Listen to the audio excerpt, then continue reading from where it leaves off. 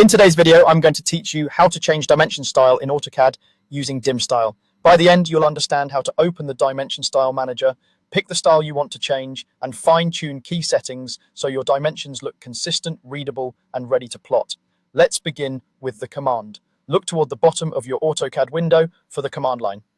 Click in that field, type dim style, and press enter. This is the direct route to the Dimension Style Manager, the control center for how your dimensions appear, including text, arrows, lines, and units.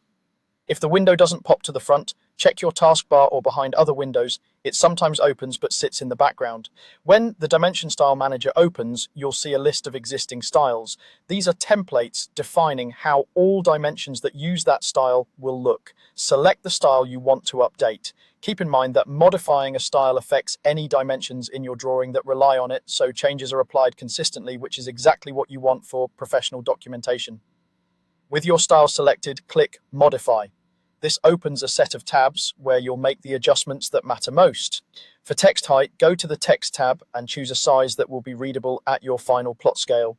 The preview on the right updates as you go, so use it to validate your choices. Under Symbols and Arrows, pick the arrowhead type and set the arrow size. Larger drawings often benefit from slightly larger arrowheads to keep the dimension intent clear. Next, head to the Primary Units tab to control the unit format and precision. Whether you're working in decimal, architectural, or engineering, match the format to your project standards. If you see too many trailing zeros, adjust the precision or use zero suppression to keep values clean and uncluttered. For line spacing, stay on the Text tab and check the line spacing factor. This controls the vertical spacing for multi-line dimension text. A value around 1.0 is standard, but increasing it slightly can improve legibility when notes wrap onto a second line. You can also review the Lines tab to confirm the visibility and weight of dimension and extension lines, ensuring they don't overpower your drawing. When you're satisfied, click OK to confirm your changes, then close the manager.